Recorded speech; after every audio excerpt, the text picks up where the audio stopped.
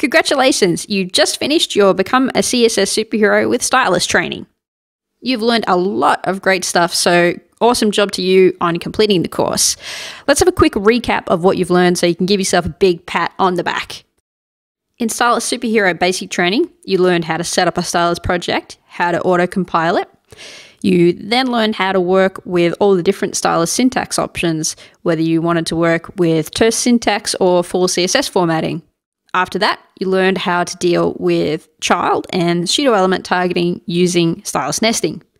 Then you went on to practical intro to variables, where you learned how to use variables to create an easy update color scheme. And you also created a pixel to rem converter variable. Then in practical intro to mixins, you learned how to create a zebra striping mixin from scratch, and you learned how to use nibs mixins to easily deploy CSS3 into your projects. After that, you went on to a practical intro to logic and functions. You learned how to use conditionals to sometimes change your base font size if you needed to. You learned what functions can do that mixins can't. And then you learned how to create a pixel to rem or m function. You also learned how to make your easy update color scheme even more easy to update using Stylist's built-in color modification functions.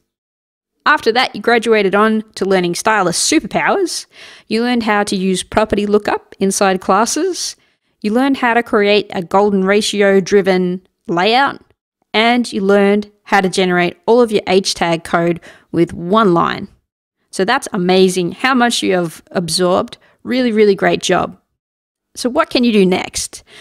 Definitely, the first thing that I would recommend is heading over to the Stylist documentation site and just having a read of every piece of information that they have on there. You'll get ideas for what you can do with Stylist just by having a look at the docs and seeing all of the different features that it has incorporated. As with anything, the best thing that you can do is just get straight in and get some practical hands-on experience. So just start deploying Stylist in your projects right away, and you can use everything that you've learned in this course as a springboard, but pretty soon you'll find your own unique way of working with Stylist.